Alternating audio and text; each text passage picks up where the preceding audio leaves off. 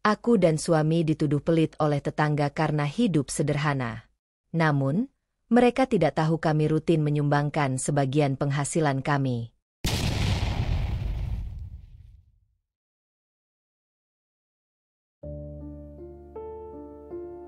Senja mulai turun. Langit yang tadinya cerah perlahan tertutup awan kelabu. Angin bertiup lembut, membawa aroma tanah yang sedikit basah setelah gerimis siang tadi. Dari dalam rumah kecil kami, aku bisa mendengar suara anak-anak bermain di gang depan. Tawa mereka berpadu dengan suara ibu-ibu yang sedang mengobrol di teras rumah masing-masing. Aku duduk di ruang tamu yang sederhana, dengan perabotan yang sudah cukup tua tetapi masih terawat. Dinding rumah ini memang tidak terlalu bersih. Catnya mulai memudar di beberapa bagian. Tapi, aku dan suamiku, Arif, tidak terlalu memikirkan itu. Bagi kami, rumah ini sudah cukup nyaman.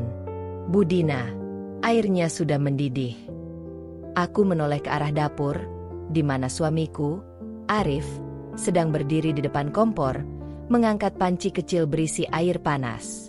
Aku tersenyum dan bangkit, melangkah ke dapur untuk menuangkan air panas ke dalam teko berisi teh celup yang sudah kusediakan. Kamu nggak capek, Mas? Pulang kerja langsung bantu di dapur, tanyaku sambil menuang teh kedua cangkir. Arif terkekeh kecil, mengambil satu cangkir dan meniup uap panasnya. Sudah biasa. Lagi pula, aku senang bisa menghabiskan waktu berdua denganmu, walaupun cuma sekadar bikin teh. Aku tersenyum. Suamiku memang bukan tipe pria yang romantis dengan kata-kata manis, tapi sikapnya selalu menunjukkan bahwa ia peduli. Kami menjalani kehidupan pernikahan yang tenang, tanpa banyak drama seperti pasangan lain. Satu hal yang mungkin membedakan kami dari keluarga di sekitar adalah pilihan hidup kami untuk tetap sederhana. Kami sebenarnya tidak kekurangan.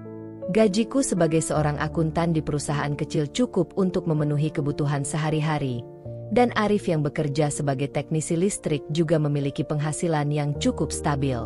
Namun, sejak awal menikah, kami sudah sepakat untuk menggunakan sebagian besar penghasilan kami untuk hal lain, menolong orang-orang yang membutuhkan. Bukan karena kami ingin terlihat baik, tapi karena kami merasa itu adalah hal yang seharusnya dilakukan. Setiap bulan, kami mengalokasikan dana untuk membeli sembako yang kami sumbangkan secara diam-diam. Sebagian kami serahkan ke panti asuhan di kota sebelah. Sebagian lagi kami titipkan ke masjid untuk dibagikan kepada warga yang membutuhkan.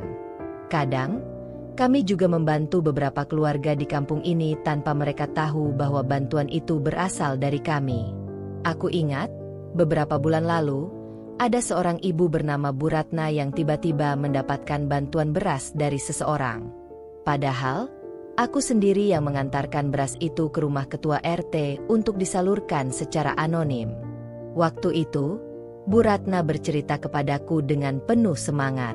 Alhamdulillah, Bu Dina, ada orang baik yang ngasih saya beras. Saya sampai nangis waktu nerima, soalnya saya benar-benar udah kehabisan uang buat beli makan, katanya sambil tersenyum lebar. Aku hanya tersenyum dan mengangguk. Wah, syukurlah kalau ada yang membantu, Bu. Memang rezeki Ibu. Bu Ratna sama sekali tidak tahu bahwa aku dan Arif yang memberikan beras itu. Dan aku tidak punya niat untuk memberitahunya. Bagi kami, yang terpenting adalah mereka mendapatkan bantuan yang mereka butuhkan. Tapi sayangnya, tidak semua orang berpikiran seperti itu. Bab 2. Gunjingan di balik pagar rumah. Rumah kami terletak di ujung gang kecil, tidak jauh dari warung milik Bu Rini, tempat ibu-ibu kampung biasa berkumpul untuk mengobrol. Aku sudah terbiasa mendengar suara mereka ketika melewati warung itu saat belanja kebutuhan sehari-hari. Kadang mereka membicarakan harga bahan pokok, kadang membahas acara televisi. Tapi kadang, topik pembicaraan mereka adalah orang-orang di sekitar. Hari itu, aku baru saja pulang dari kantor dan memutuskan mampir ke warung untuk membeli telur dan beberapa bungkus mie instan. Begitu aku melangkah masuk, percakapan ibu-ibu itu langsung berhenti sejenak. sebelum mereka mulai berbicara lagi, dengan suara yang sedikit lebih pelan. "Ya, pokoknya aneh aja, Bu. Masa suaminya kerja, istrinya kerja, tapi rumahnya gitu-gitu aja. Kalau orang lain sih, pasti udah beli motor baru, benerin pagar rumah, atau ya minimal ganti sofa yang lebih bagus." Suara itu terdengar cukup jelas, meskipun aku pura-pura tidak mendengar. Aku tahu mereka sedang membicarakan aku dan Arif. Ibu yang lain tertawa kecil. "Iya, bener juga. Mereka kayak pelit sama diri sendiri. Masa tiap hari makan di rumah terus? Kan kalau punya uang, sekali-kali makan di luar juga nggak apa-apa." Aku menghela napas pelan, mencoba untuk tidak terpancing emosi. Aku sudah sering mendengar selentingan seperti ini. Tapi tetap saja, ada rasa perih di hati ketika mengetahui bahwa orang-orang menilai kami hanya dari apa yang mereka lihat. Aku membayar belanjaanku dengan tenang, lalu berjalan pulang tanpa berkata apa-apa. Begitu sampai di rumah, aku mendapati Arif sedang duduk di teras, membaca buku dengan tenang. Aku ikut duduk di sampingnya, diam selama beberapa saat. "Kenapa, Dina?" tanyanya tanpa mengalihkan pandangan dari buku di tangannya. Aku menggeleng, lalu tersenyum tipis. "Nggak apa-apa. Cuma, tadi di warung, aku dengar ibu-ibu ngomongin kita lagi." Arif menutup bukunya dan menatapku. "Apa yang mereka bilang?" Aku mengangkat bahu. "Seperti biasa. Mereka heran kenapa kita nggak memperbaiki rumah, nggak beli motor baru, nggak makan di luar seperti orang lain." Suamiku tertawa kecil, lalu menepuk punggung tanganku dengan lembut. "Biarkan saja. Kita nggak bisa mengontrol apa yang mereka pikirkan." Aku tahu dia benar, tapi tetap saja, ada sesuatu yang mengganjal di hatiku. Orang-orang tidak pernah tahu alasan di balik keputusan kami. Mereka hanya melihat permukaan, lalu menilai tanpa bertanya lebih dulu. Namun, aku percaya, cepat atau lambat, kebenaran akan terungkap dengan sendirinya. Dan aku tidak menyangka, hari itu akan datang lebih cepat dari yang aku bayangkan. Beberapa hari setelah kejadian di warung, hujan turun cukup deras sejak sore. Aku dan Arif duduk di ruang tamu, menikmati teh hangat sambil mendengarkan suara hujan yang menimpa atap seng rumah kami. Aroma tanah basah memenuhi udara, memberikan ketenangan tersendiri. Di luar, suara anak-anak bermain air hujan masih terdengar, meski beberapa ibu mereka sudah meneriaki agar segera masuk rumah. Aku menatap Arif yang tampak tenang, sesekali menyeruput tehnya sambil membaca buku. Aku tahu, meskipun ia terlihat santai, dia pasti juga menyadari bagaimana pandangan tetangga terhadap kami. Tapi seperti biasa, dia tidak ambil pusing. Saat aku hendak membuka percakapan, suara ribut terdengar dari luar. Suara langkah kaki tergesa-gesa dan seseorang berteriak, "Tolong, tolong, anak saya." Aku langsung berdiri, begitu juga dengan Arif. Kami bergegas keluar, melihat seorang ibu, Bu Ratna, berlari panik sambil menggendong anaknya yang masih kecil. Bocah itu tampak pucat dan tubuhnya menggigil. "Ada apa, Bu Ratna?" tanyaku cemas. "Anak saya panas tinggi dari tadi siang, Bu Dina. Saya sudah kasih obat warung, tapi nggak turun-turun. Tadi malah tiba-tiba kejang sebentar," ucap Bu Ratna dengan wajah penuh ketakutan. Aku dan Arif saling pandang. Tanpa pikir panjang, Arif segera mengeluarkan kunci motor butut kami. "Ayo, kita ke puskesmas sekarang juga." Bu Ratna mengangguk cepat. Aku ikut membantu memegangi anaknya sementara Arif menyalakan motor. Hujan masih turun, meskipun sedikit mereda, membuat jalanan agak licin. Sepanjang perjalanan, Bu Ratna terus menggumamkan doa, sementara aku memegangi tubuh kecil anaknya agar tetap stabil di atas motor. Kami akhirnya tiba di puskesmas, dan tanpa menunggu lama, anak Bu Ratna langsung dibawa ke ruang periksa. Aku dan Arif duduk di luar bersama Bu Ratna yang terlihat masih syok. Aku merogoh tas kecilku dan mengeluarkan selembar uang, lalu menyodorkannya pada Bu Ratna. "Ibu butuh ini untuk biaya pengobatan?" tanyaku lembut. Bu Ratna tampak ragu, lalu menggeleng cepat. "Enggak, Bu Dina. Saya enggak bisa nerima." Aku menggenggam tangannya. "Terima saja, Bu. Anggap saja ini rezeki dari Allah lewat tangan saya." Mata Bu Ratna berkaca-kaca sebelum akhirnya menerima uang itu dengan tangan gemetar. Kami menunggu cukup lama, hingga akhirnya dokter keluar dan mengatakan bahwa kondisi anaknya mulai stabil. Aku dan Arif ikut lega. Ketika kami pulang malam itu, aku bisa melihat perubahan di wajah Bu Ratna. Ia menatap kami dengan cara yang berbeda, bukan lagi sekadar tetangga, tetapi seseorang yang mulai memahami sesuatu yang selama ini tidak ia sadari. Aku tidak tahu apakah ini akan mengubah cara orang-orang memandang kami, tapi setidaknya satu orang kini mulai melihat kebaikan yang tak terlihat. Keesokan harinya, suasana di gang kami terasa sedikit berbeda. Aku bisa merasakannya sejak aku melangkah keluar rumah untuk membeli sayur di warung Bu Rini. Tatapan beberapa tetangga terasa lebih lama dari biasanya. Ada yang sekadar melirik sekilas, ada juga yang terang-terangan memperhatikan, lalu membisikkan sesuatu pada orang di sebelahnya. Aku menghela napas pelan. Aku sudah terbiasa menjadi bahan perbincangan mereka, tapi kali ini rasanya agak berbeda. Saat aku tiba di warung, Bu Rini yang sedang merapikan dagangannya langsung menyapaku. Bu Dina, gimana anaknya Bu Ratna? Dengar-dengar kemarin sempat sakit parah?" tanyanya sambil memasukkan sayur ke dalam kantong plastik. Aku tersenyum. "Alhamdulillah, sudah lebih baik. Semalam kami antar ke puskesmas. Katanya hanya demam tinggi, tapi sempat kejang sebentar." Bu Rini mengangguk, lalu mencondongkan tubuhnya sedikit ke depan, berbisik pelan. "Saya juga dengar, Ibu sama Pak Arif yang bantu biaya pengobatannya ya?" Aku sedikit terkejut, tapi berusaha tetap tenang. Aku tidak menyangka kabar itu menyebar begitu cepat. Cuma sedikit membantu, Bu," jawabku dengan nada biasa. Bu Rini tersenyum kecil, lalu berkata lebih pelan. "Tapi ya, Bu, saya jadi bingung. Kemarin ada beberapa orang yang bilang Ibu dan Pak Arif itu pelit, tapi ternyata malah diam-diam bantu tetangga." Aku hanya tersenyum dan mengangkat bahu. "Enggak apa-apa, Bu. Biarkan saja orang berkata apa. Yang penting kita tetap berbuat baik."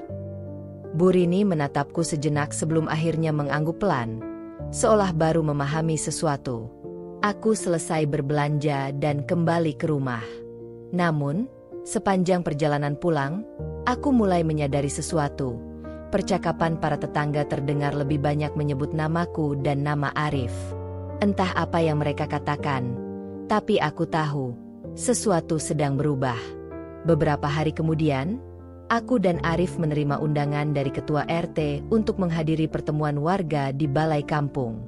Biasanya, kami jarang menghadiri acara semacam ini, bukan karena tidak mau bersosialisasi, tetapi lebih karena kesibukan kerja.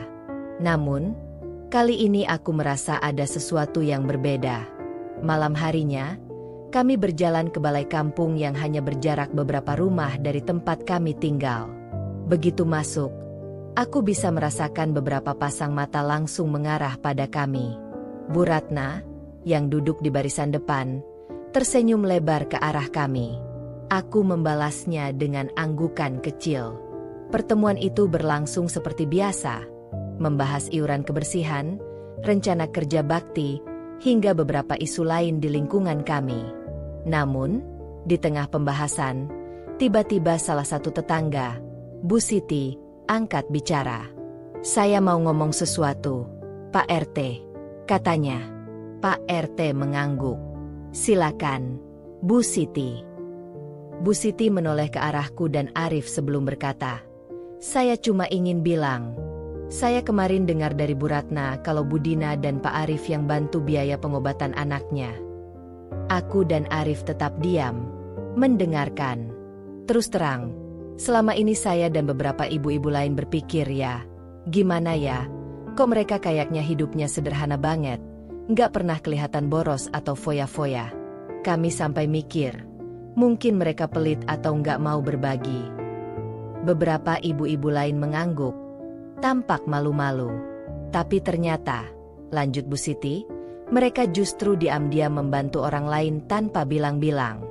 Bahkan mungkin bukan cuma Bu Ratna yang dibantu. Balai kampung menjadi hening sejenak. Aku bisa merasakan tatapan mereka semakin intens.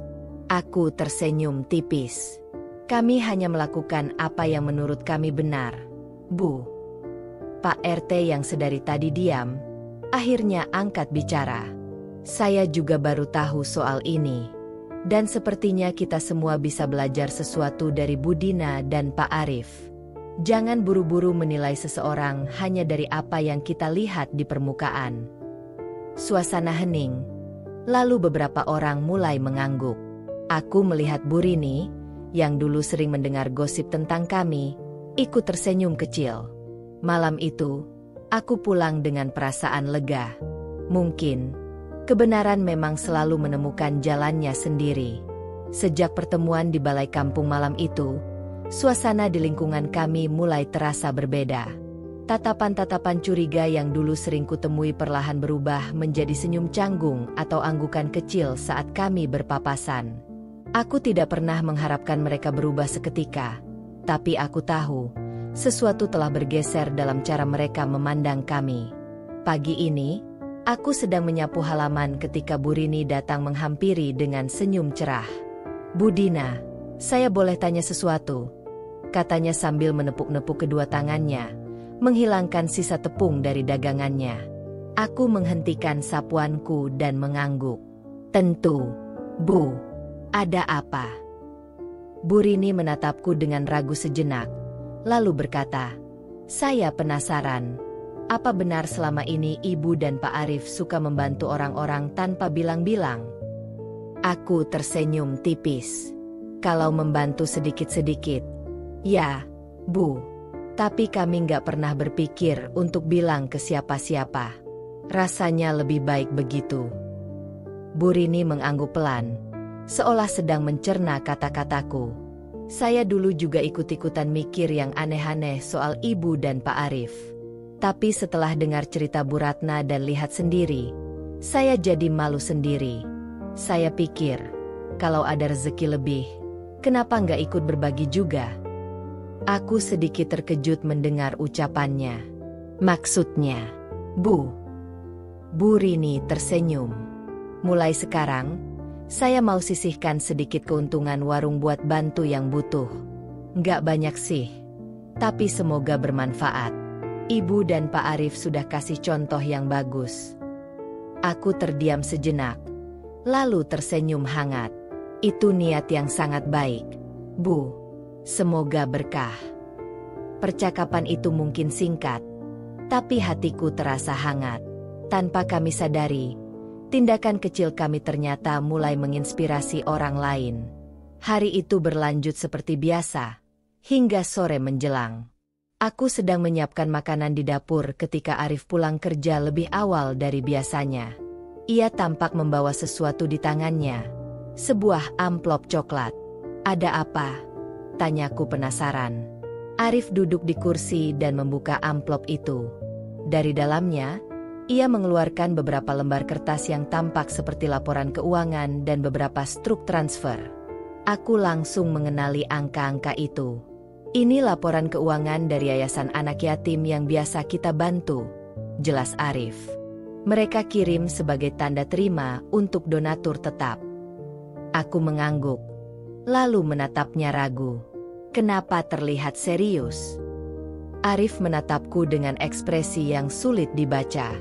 Bu Ratna tadi mampir ke tempat kerja dan bilang sesuatu yang mengejutkan. Aku terdiam, menunggu kelanjutannya. Arif menarik napas dalam sebelum melanjutkan. Dia bilang, ada beberapa orang yang mulai mencari tahu tentang kita. Ada yang penasaran dari mana kita mendapatkan uang untuk membantu orang lain. Apalagi dengan gaya hidup kita yang sederhana. Aku menggigit bibir bawah. Aku sudah menduga hal ini akan terjadi. Tapi Bu Ratna juga bilang, lanjut Arif, bahwa beberapa dari mereka justru mulai merasa bersalah karena selama ini berpikir buruk tentang kita. Aku menghela napas. Jadi, mereka tahu. Arif mengangguk. Sepertinya. Ya. Aku diam sejenak, mencoba mencerna semuanya. Mungkin ini adalah saatnya.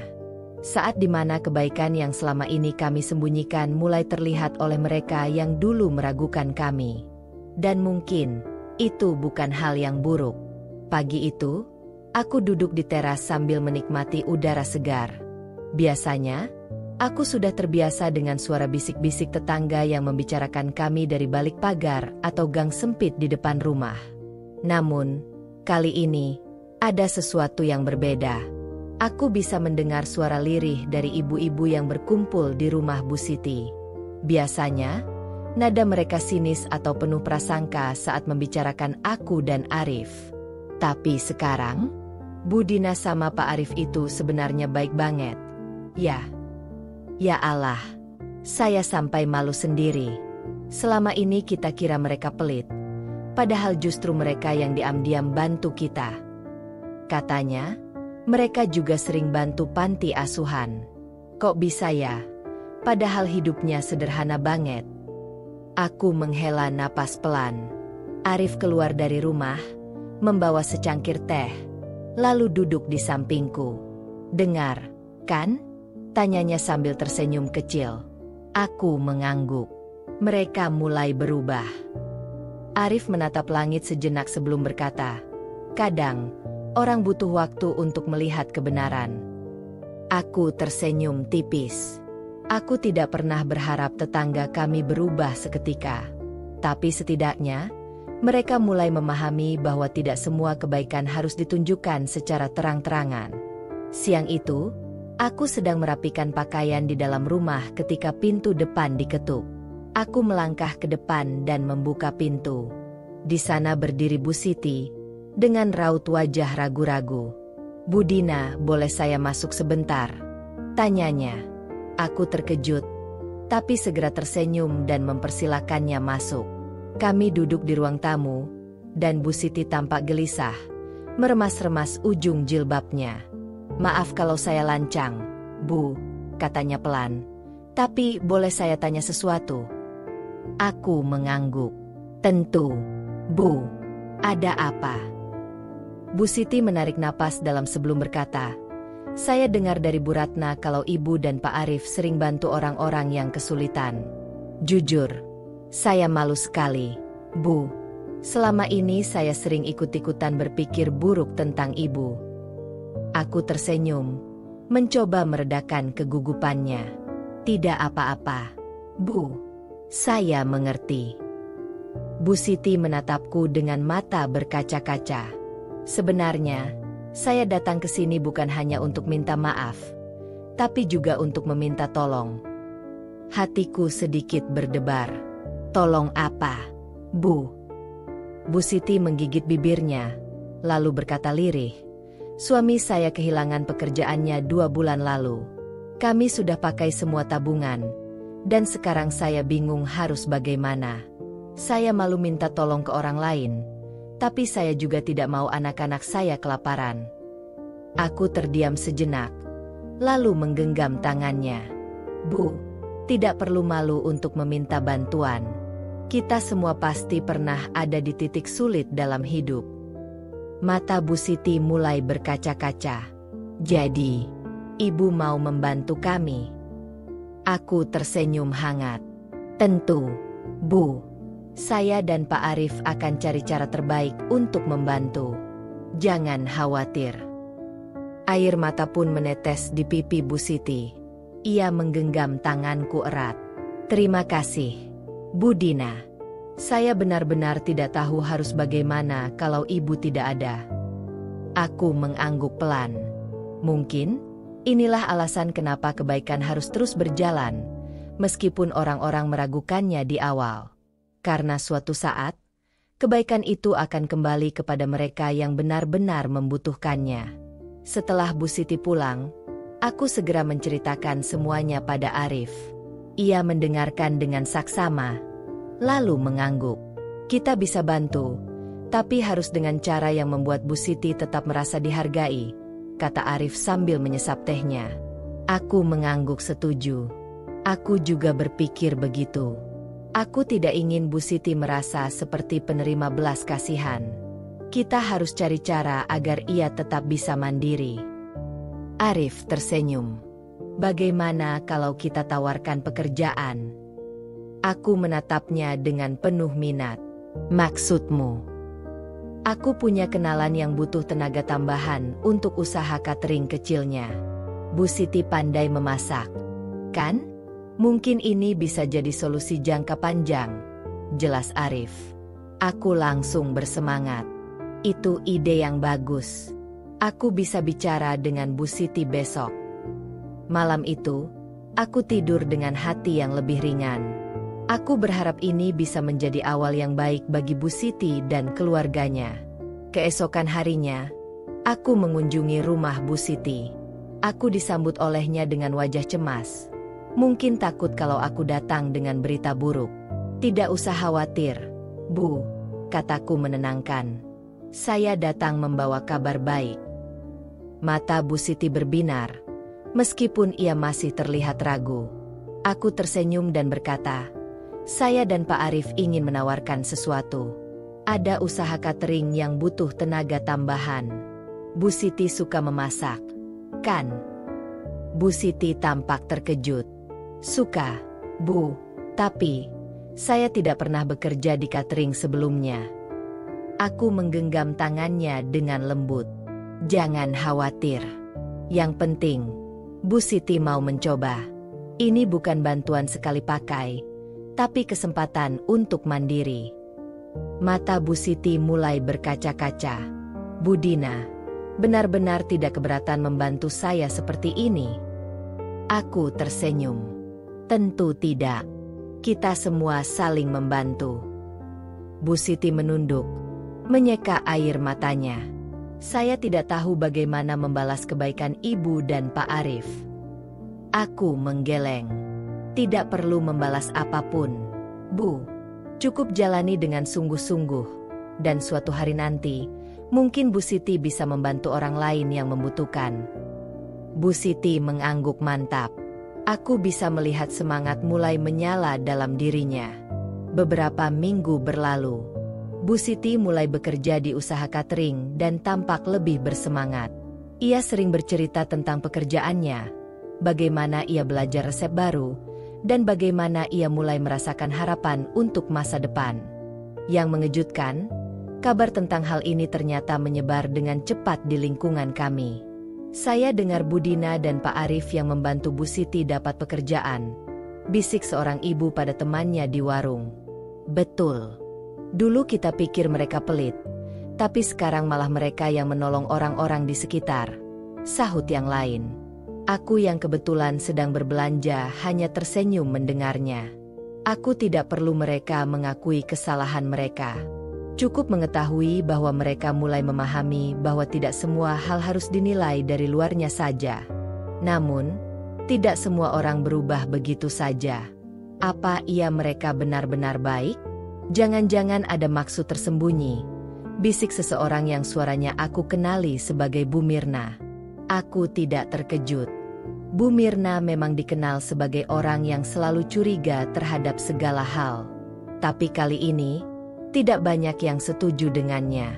Ah, sudahlah, Bu Mirna, jawab seseorang. Kalau memang ada maksud tersembunyi, masa iya mereka bantu orang diam-diam? Kita aja yang dulu salah paham. Aku tersenyum kecil. Perubahan memang tidak instan, tapi setidaknya, langkah kecil sudah dimulai. Beberapa bulan telah berlalu sejak Bu Siti mulai bekerja di catering. Aku sering melihatnya berangkat pagi dengan wajah lebih cerah daripada sebelumnya. Dulu, ada kecemasan yang selalu terpancar dari matanya. Tapi sekarang, ia terlihat lebih tenang dan percaya diri. Suatu sore, aku sedang menyapu halaman ketika Bu Siti datang menghampiri. Bu Dina, Saya ingin mengucapkan terima kasih lagi, katanya dengan senyum yang lebih tulus dari sebelumnya. Aku berhenti menyapu dan menatapnya dengan hangat. Untuk apa, Bu? Saya tidak melakukan apa-apa. Bu Siti menggeleng. Ibu mungkin tidak sadar, tapi bantuan ibu mengubah hidup saya. Sekarang, suami saya juga mulai bekerja lagi, dan keuangan keluarga kami jauh lebih baik. Saya bahkan bisa menabung sedikit. Aku ikut tersenyum. Itu semua karena usaha Bu Siti sendiri. Saya hanya membantu membuka jalan. Bu Siti tampak berpikir sejenak sebelum berkata pelan. Saya ingin melakukan hal yang sama, Bu Dina. Aku mengernyit. Maksudnya?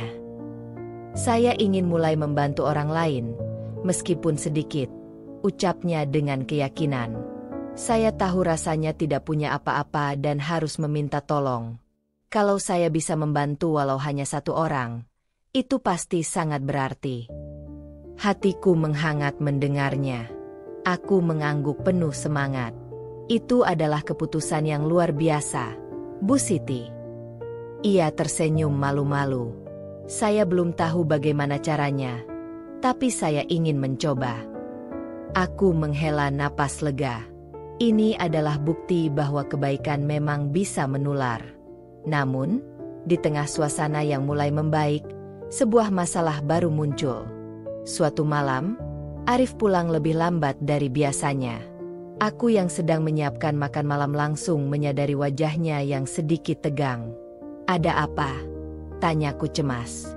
Arif duduk di kursi, melepaskan jam tangannya, lalu menghela napas. Kita sedang diincar. Aku mengernyit. Diincar? Oleh siapa? Ada seseorang yang mulai menyelidiki kita. Dia bertanya-tanya dari mana kita mendapatkan uang untuk membantu orang lain, padahal hidup kita sendiri tampak sederhana. Aku terdiam. Katanya, ada yang curiga kita mendapatkannya dari cara yang tidak halal. Lanjut Arif dengan nada lebih pelan. Aku menatapnya tak percaya. Siapa yang bisa berpikir seperti itu? Arif menggeleng. Aku tidak tahu pasti, tapi aku mendengar nama Bu Mirna disebut-sebut. Aku menghela napas panjang. Aku seharusnya sudah menduga. Bu Mirna memang selalu punya kecurigaan yang berlebihan. Apa yang harus kita lakukan? Tanyaku akhirnya. Arif tersenyum tipis. Tidak ada. Kita biarkan saja. Kebenaran akan berbicara dengan sendirinya. Aku menatapnya ragu. Tapi bagaimana kalau rumor ini semakin menyebar? Arif menatapku lembut. Kalau kita panik, justru akan terlihat seperti ada yang kita sembunyikan. Kita tetap jalani hidup seperti biasa. Aku mengangguk pelan, meskipun hatiku masih dipenuhi kekhawatiran. Seperti yang Arif prediksi, dalam beberapa hari berikutnya, aku mulai merasakan perubahan sikap beberapa tetangga. Ada yang tadinya mulai akrab denganku, kini kembali menjaga jarak. Ada juga yang tadinya menyapa dengan ramah, kini hanya melirik sekilas. Dan akhirnya, aku mendengar sendiri gosip itu. Di warung Bu Ratna, aku yang sedang membeli beberapa kebutuhan dapur mendengar dua orang ibu berbisik-bisik. Aku dengar, katanya mereka terima uang dari orang kaya yang tidak jelas asal-usulnya. Iya, makanya bisa bantu banyak orang, padahal hidupnya biasa aja. Aku menarik napas panjang. Saat aku hendak melangkah keluar, aku berpapasan langsung dengan Bu Mirna. Ia menatapku tajam, lalu tersenyum sinis. Bu Dina, hidupnya enak sekali ya, bisa bagi-bagi uang ke orang-orang. Aku menatapnya tenang. Tidak seberapa, Bu. Saya hanya berbagi sedikit dari rezeki yang kami dapat. Bu Mirna melipat tangannya. Tapi dari mana uangnya? Saya rasa, orang seperti Ibu dan Pak Arif tidak mungkin punya uang sebanyak itu hanya dari pekerjaan biasa. Aku tersenyum kecil. Rezeki datang dari arah yang tidak disangka-sangka. Bu Mirna. Apa maksud Ibu? Jangan-jangan ibu menyembunyikan sesuatu? Tanyanya dengan nada semakin tajam. Aku menatapnya langsung. Kalau Bu Mirna benar-benar ingin tahu, mungkin lebih baik bertanya dengan hati yang baik, bukan dengan prasangka. Bu Mirna terdiam sejenak, lalu mendengus sebelum pergi meninggalkanku. Aku menghela napas. Aku tahu ini belum berakhir. Sepulang dari warung, aku langsung menceritakan pertemuanku dengan Bu Mirna kepada Arif. Sepertinya gosip ini mulai semakin meluas, kataku sambil duduk di sampingnya. Arif tetap terlihat tenang. Ia hanya menghela napas dan berkata, "Kita tetap seperti biasa. Yang tahu kebenaran pasti akan mengerti." Aku mengerti maksudnya, tapi tetap saja hatiku gelisah. Selama ini, aku tidak pernah merasa perlu membela diri atas apa yang orang katakan. Tapi kali ini, rasanya berbeda.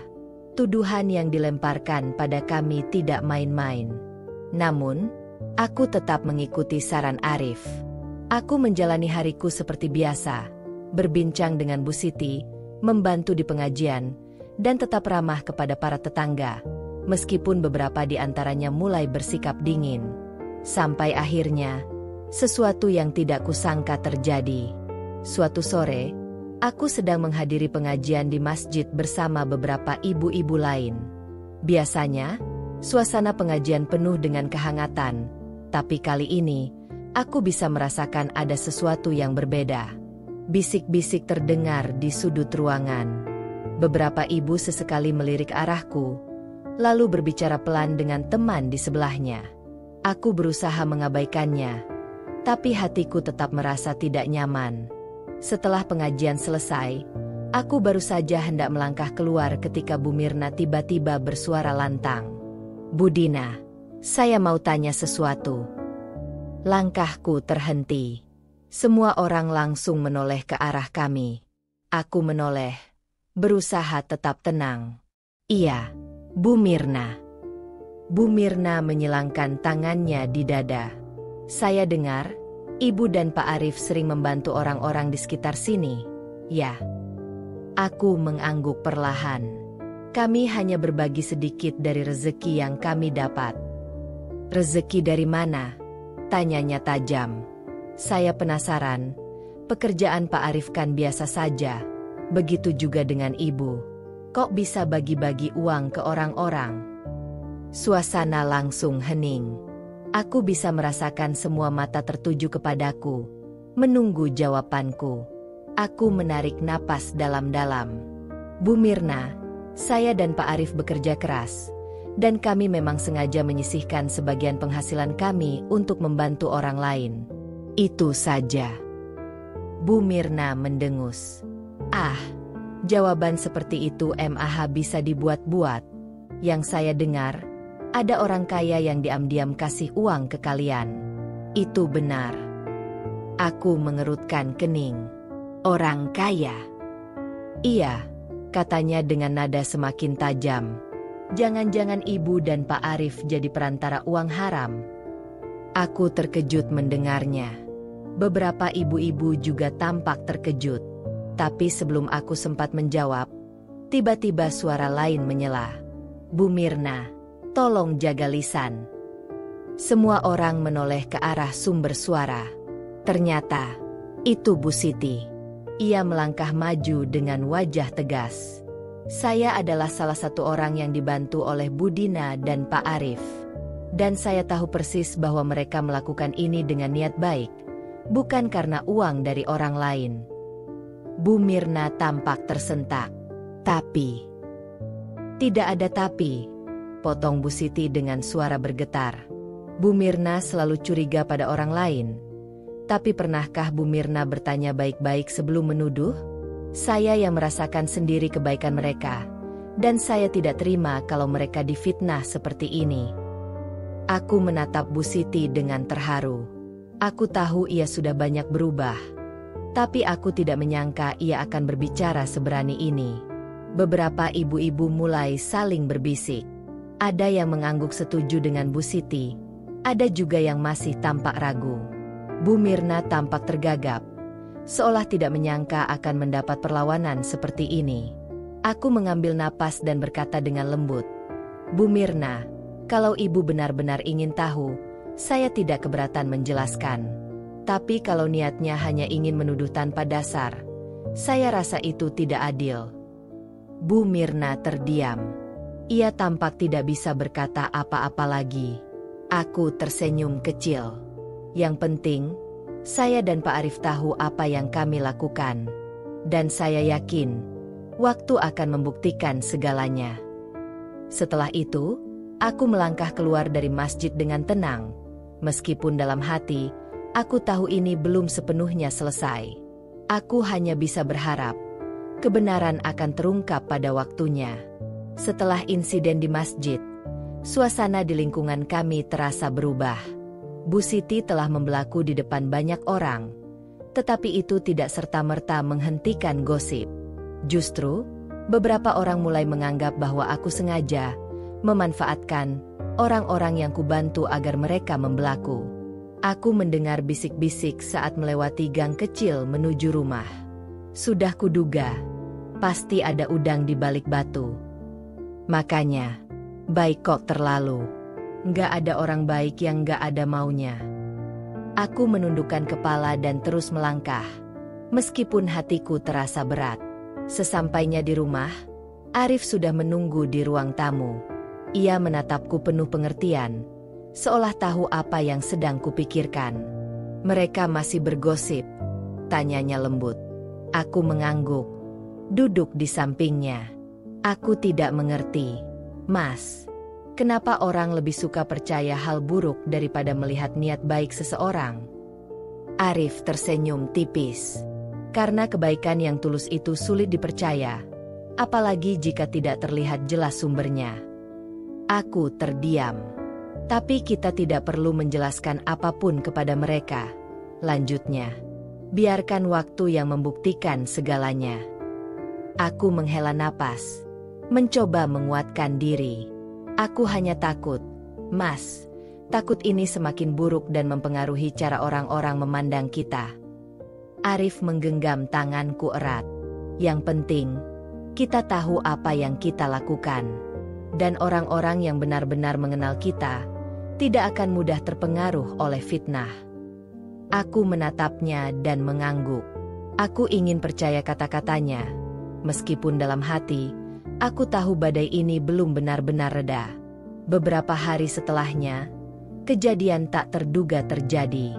Pagi itu, aku sedang menyapu halaman ketika seorang pria parubaya datang menghampiri rumah kami. Aku mengangkat wajah, mencoba mengenalinya. Ia mengenakan kemeja sederhana, dengan raut wajah yang tampak serius. "Permisi, ini rumah Budina?" tanyanya sopan. Aku mengangguk. "Iya, betul. Maaf, Bapak siapa?" Pria itu tersenyum kecil. "Nama saya Pak Hasan.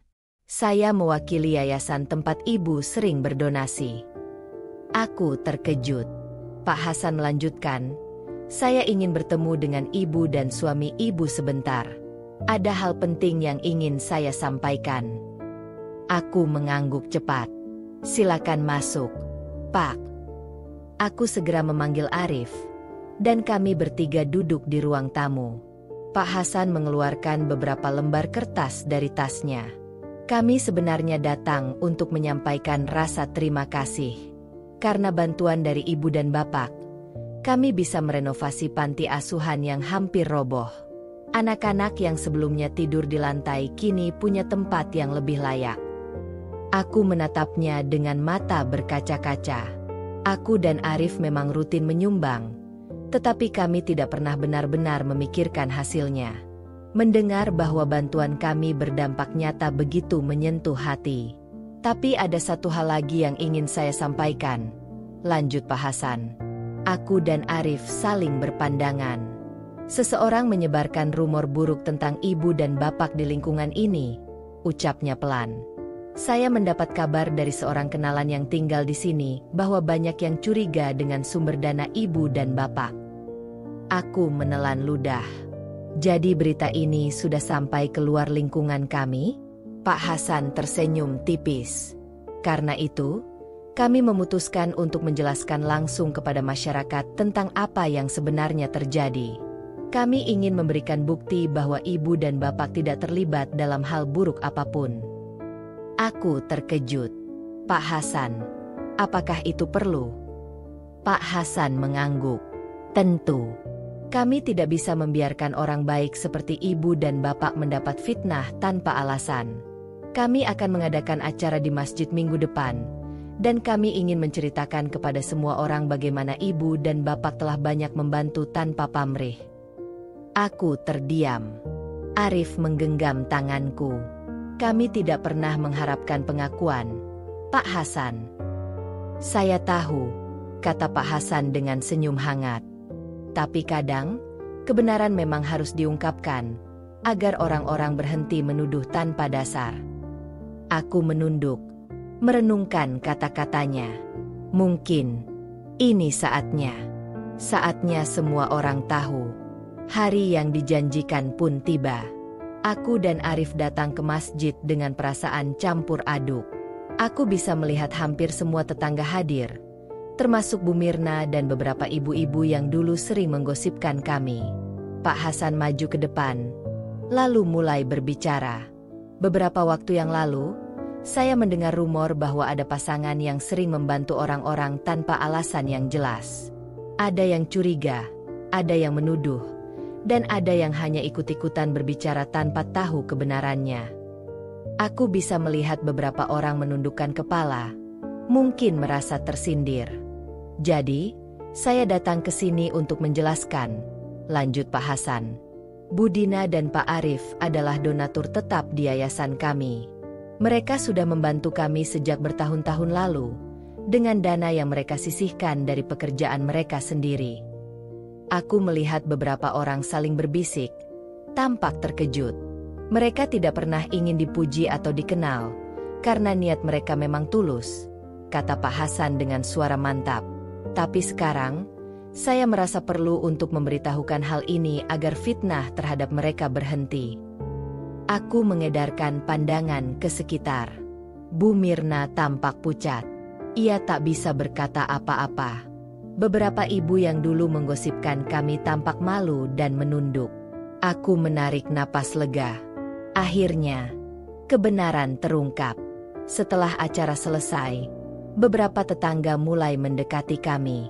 Ada yang meminta maaf, ada yang mengaku salah, dan ada juga yang hanya tersenyum canggung.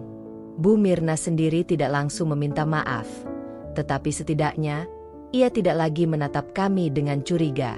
Aku tahu, kepercayaan tidak bisa dibangun dalam sehari. Tapi setidaknya, aku bisa bernapas lebih lega sekarang. Arif menggenggam tanganku. Akhirnya, aku mengangguk, tersenyum kecil. Ya, akhirnya, kebaikan yang selama ini tersembunyi mulai terlihat. Setelah acara di masjid, suasana di lingkungan kami mulai berubah.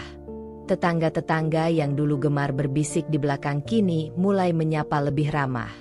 Beberapa bahkan terang-terangan meminta maaf, meskipun ada juga yang hanya menunjukkan perubahan sikap tanpa kata-kata. Namun, aku tahu bahwa kepercayaan itu butuh waktu untuk benar-benar pulih. Pagi itu, aku sedang menyiram tanaman di halaman ketika Bu Mirna tiba-tiba muncul di depan pagar. Aku hampir tak mengenalinya. Raut wajahnya yang biasanya angkuh kini tampak ragu-ragu. Dina. Suaranya lirih. Aku menghentikan pekerjaanku dan menatapnya.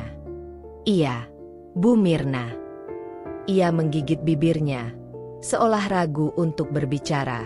Apa aku bisa bicara sebentar? Tanyanya akhirnya. Aku mengangguk, membukakan pagar. Silakan masuk, Bu. Kami duduk di teras. Bu Mirna terlihat gelisah. Jari-jarinya saling meremas di pangkuan. Maaf, katanya pelan. Aku tahu aku sudah banyak bicara buruk tentang kalian. Aku terlalu cepat menilai tanpa tahu kebenarannya. Aku menatapnya dalam diam. Aku malu. Dina. Ia menghela napas panjang. Aku selalu berpikir bahwa orang yang kelihatan sederhana itu pasti pelit.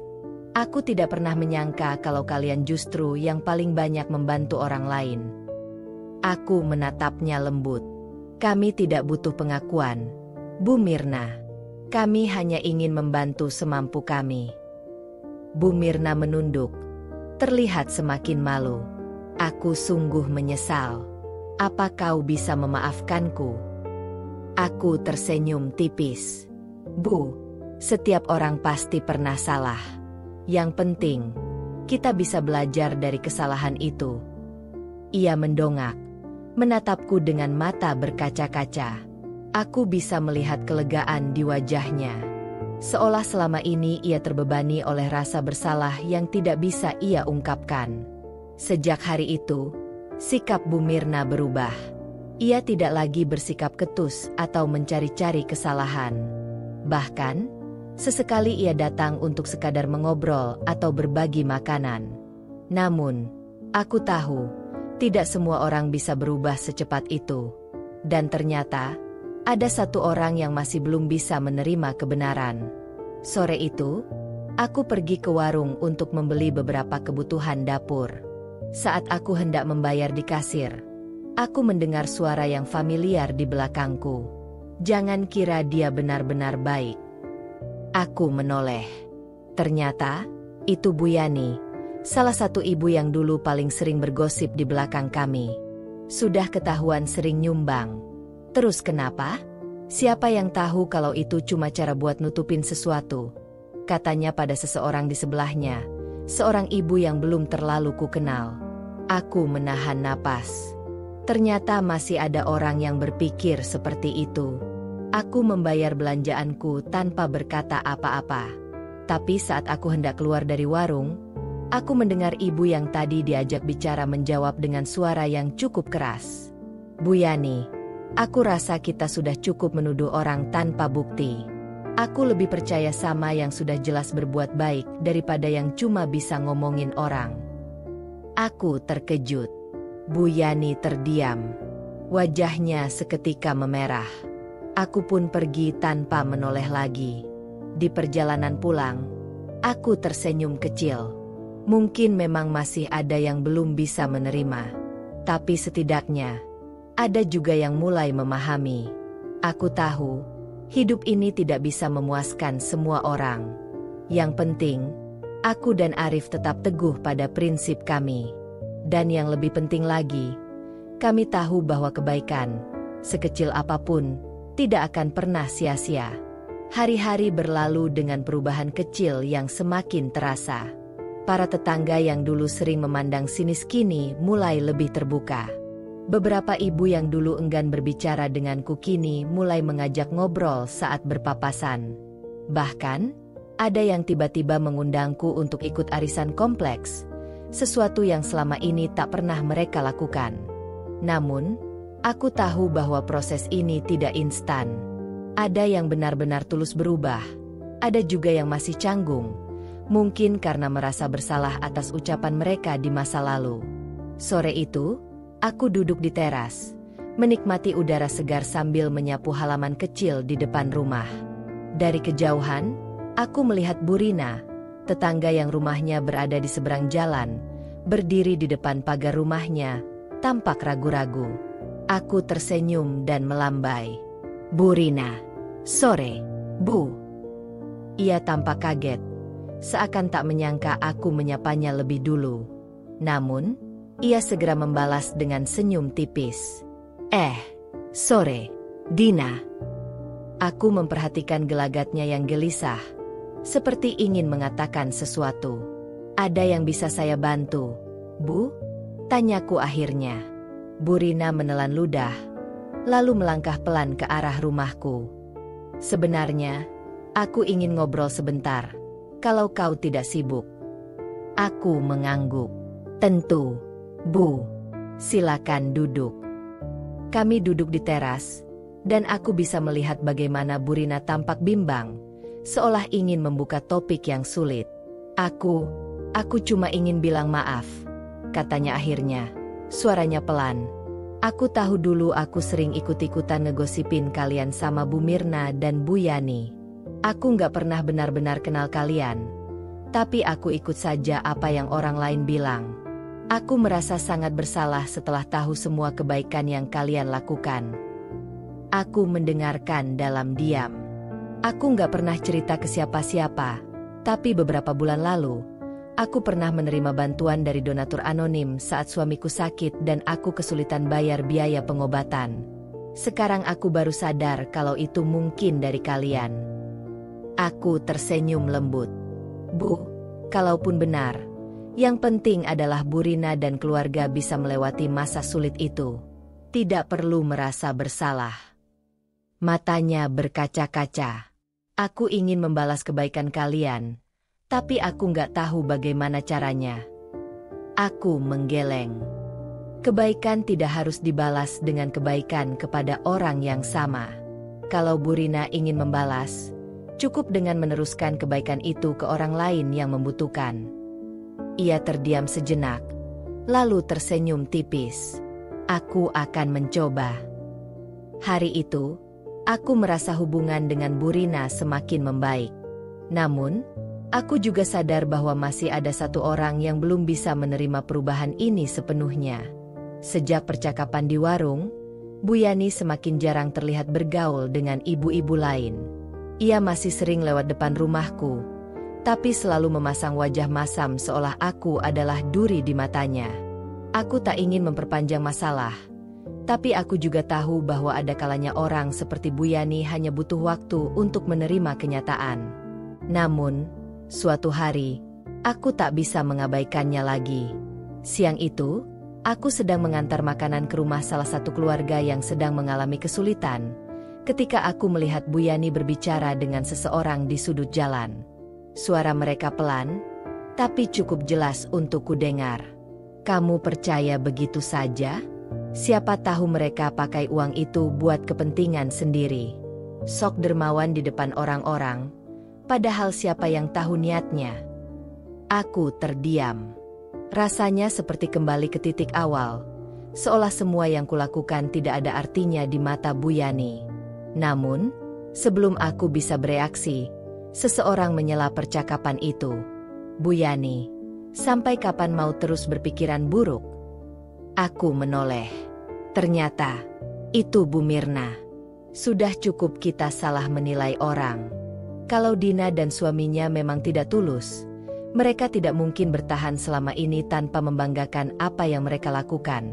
Lanjutnya, Bu Yani tampak tersentak. Lalu mendengus kecil. Terserah. Aku cuma bilang, kita nggak boleh mudah percaya begitu saja.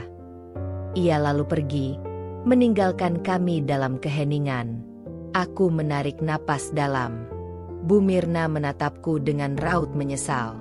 Maaf, aku baru bisa bicara sekarang. Aku menggeleng. Bu Mirna, terima kasih. Aku tidak masalah dengan omongan Bu Yani. Aku hanya ingin terus melakukan yang terbaik, meskipun ada yang tidak suka. Hari itu, aku sadar bahwa aku tak bisa membuat semua orang menyukaiku. Tapi aku juga sadar bahwa semakin banyak orang yang mulai mengerti. Dan bagi kami, itu sudah lebih dari cukup. Sejak pertemuan dengan Bu Rina dan kejadian di warung bersama Bu Yani, aku mulai menyadari bahwa lingkunganku perlahan-lahan berubah. Tetangga yang dulu hanya mengangguk singkat kini mulai menyapaku lebih ramah. Beberapa bahkan sudah berani bercanda ringan, seolah tembok yang selama ini menghalangi kami mulai runtuh sedikit demi sedikit. Salah satu perubahan paling mencolok terjadi pada Bu Mirna. Jika dulu ia termasuk orang yang paling sering bergosip tentang keluargaku, kini ia justru yang paling aktif mendekatiku. Sore itu, aku sedang duduk di teras, menjahit sobekan kecil di baju Arif, ketika tiba-tiba pagar rumah diketuk pelan. Dina. Aku menoleh. Oh, Bu Mirna. Mari duduk. Ia tersenyum, lalu duduk di bangku teras dengan sedikit canggung. Aku sebenarnya nggak enak, katanya pelan. Tapi boleh nggak aku minta tolong? Aku meletakkan jahitanku dan menatapnya penasaran. Tentu, Bu. Ada apa? Bu Mirna menghela napas. Anakku, Raka, kan sudah kelas 6 SD. Aku ingin dia bisa masuk SMP negeri yang bagus. Tapi jujur saja, aku kurang paham bagaimana cara mendaftarkannya lewat jalur prestasi atau afirmasi. Katanya lebih sulit daripada jalur biasa. Aku tersenyum memahami. Jadi ibu ingin aku bantu cari tahu? Ya. Bu Mirna mengangguk cepat. Iya. Aku dengar dulu kamu pernah bantu keponakanmu masuk SMP favorit lewat jalur itu. Makanya aku kepikiran minta tolong. Aku berpikir sejenak. Baik, Bu. Saya coba cari informasi dulu.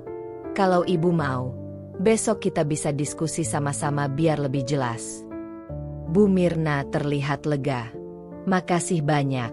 Dina, aku benar-benar nggak tahu harus tanya ke siapa lagi. Aku tersenyum. Sama-sama. Bu, kita tetangga. Saling bantu itu sudah seharusnya. Sejak hari itu, hubungan kami semakin dekat. Bu Mirna sering datang untuk berdiskusi tentang pendidikan anaknya, dan aku senang bisa membantu. Namun, di balik hubungan yang mulai membaik dengan beberapa tetangga, aku tahu masih ada satu duri yang belum hilang. Meskipun banyak tetangga yang sudah mulai menerima keberadaanku, Bu Yani tetap menjadi pengecualian. Ia semakin jarang bergaul dengan ibu-ibu lain. Bahkan, ketika ada acara kumpul warga, ia lebih sering memilih duduk di pojokan tanpa banyak bicara. Namun, aku tahu bahwa bukan berarti ia berhenti menggunjing.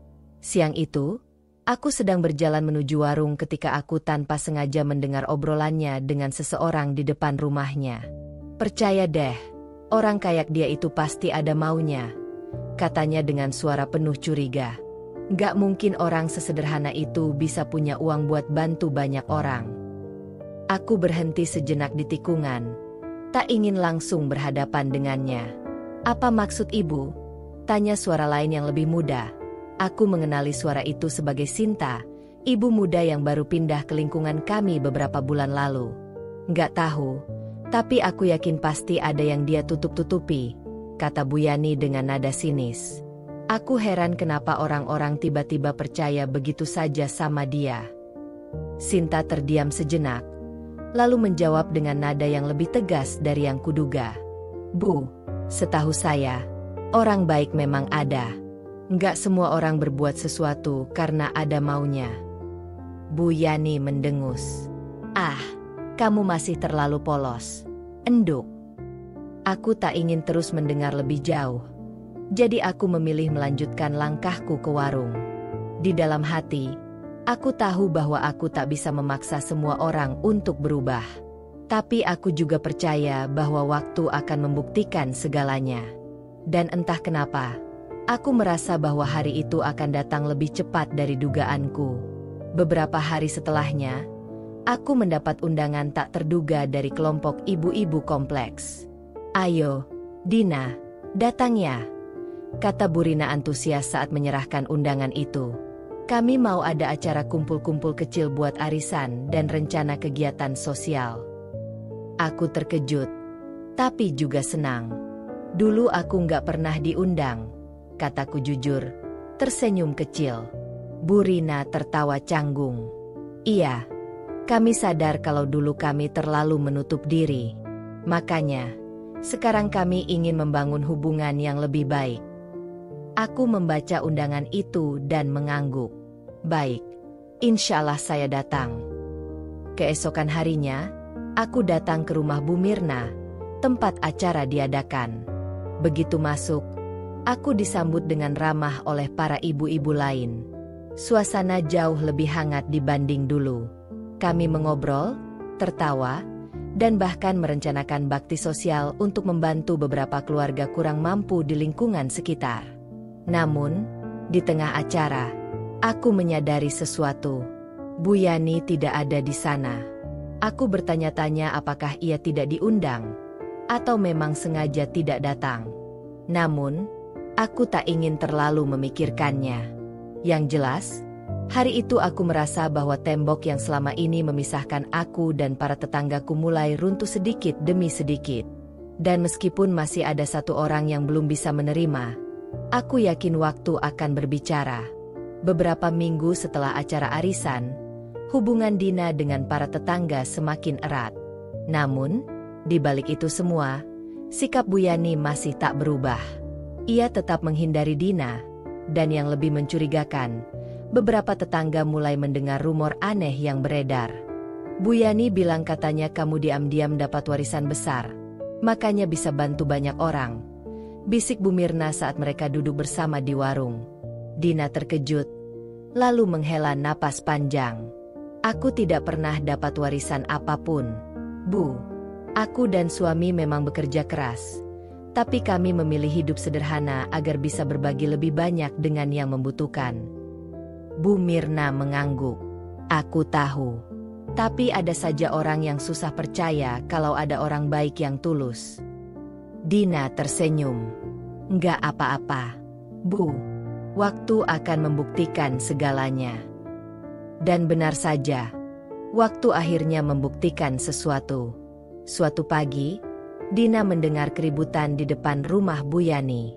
Beberapa ibu-ibu terlihat berkumpul, membicarakan sesuatu dengan wajah tegang. Dina mendekat dan bertanya pada Bu Rina. Ada apa, Bu? Bu Rina berbisik. Bu Yani ketahuan memakai uang kas lingkungan untuk kepentingan pribadinya. Dina terkejut.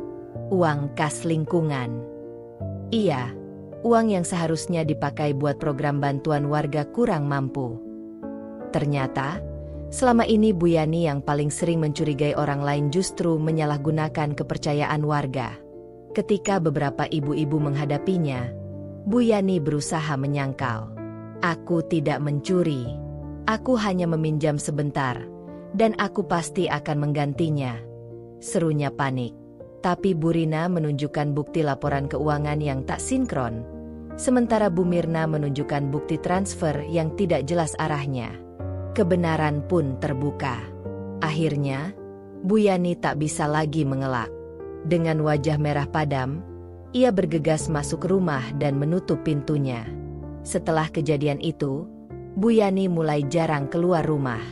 Tetangga yang dulu sering mendengar gosip darinya kini mulai menjauh. Dan perlahan-lahan, nama baik Dina semakin dipulihkan. Suatu sore, Dina yang sedang menyapu halaman mendapati Bu Yani berdiri di depan pagar rumahnya. Ia terlihat ragu-ragu, sebelum akhirnya berkata dengan suara lirih, "Dina, aku ingin bicara." Dina menoleh dan tersenyum tipis. "Silakan, Bu." Bu Yani menarik napas dalam-dalam. Aku ingin minta maaf. Aku salah menilaimu selama ini. Aku terlalu sibuk mencurigai orang lain sampai lupa bercermin pada diriku sendiri. Dina menatap wanita itu dengan lembut. Saya tidak pernah menyimpan dendam, Bu. Bu Yani terdiam, lalu menundukkan kepala. Aku malu. Semua orang tahu kesalahanku sekarang. Dina berpikir sejenak, lalu berkata, mungkin ini cara Tuhan mengingatkan kita, Bu. Setiap orang pernah berbuat salah. Yang penting adalah bagaimana kita belajar dari itu. Air mata Bu Yani menggenang. Aku ingin memperbaiki semuanya. Dina tersenyum. Itu langkah yang baik, Bu. Jika Ibu butuh bantuan, saya dan tetangga lain pasti bersedia membantu. Bu Yani menatapnya penuh haru. Untuk pertama kalinya, ia melihat Dina bukan sebagai saingan, melainkan sebagai seseorang yang benar-benar tulus. Sejak hari itu, perubahan besar terjadi di lingkungan mereka. Bu Yani yang dulu selalu mencari kesalahan orang lain kini lebih banyak mendengarkan. Meskipun butuh waktu untuk mendapatkan kembali kepercayaan warga, ia mulai aktif dalam kegiatan sosial dan benar-benar berusaha menebus kesalahannya. Sementara itu, hubungan Dina dengan para tetangga semakin erat. Orang-orang yang dulu hanya melihatnya sebagai sosok misterius yang pelit kini benar-benar memahami niat baiknya. Hingga suatu hari, saat ada acara syukuran di lingkungan mereka, Bu Mirna berdiri dan berkata dengan lantang, "Aku ingin mengucapkan terima kasih pada Dina dan suaminya. Selama ini, mereka banyak membantu kita semua, meskipun tanpa kita sadari." Ibu-ibu lain mengangguk setuju, beberapa bahkan bertepuk tangan. Dina tersenyum haru. Ia tidak pernah menginginkan pujian atau pengakuan, tapi mengetahui bahwa akhirnya orang-orang melihatnya dengan cara yang benar adalah hadiah terbaik yang bisa ia terima.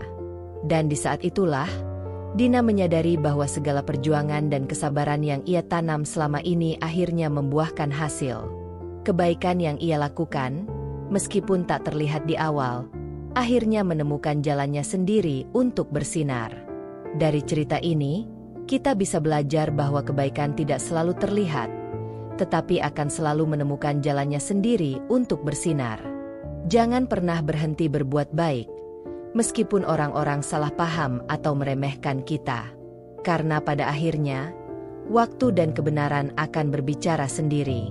Jika kamu suka dengan cerita ini dan ingin mendengar lebih banyak kisah inspiratif lainnya, jangan lupa like, komen, dan subscribe. Aktifkan lonceng notifikasinya supaya kamu nggak ketinggalan cerita-cerita menarik berikutnya. Terima kasih sudah menonton.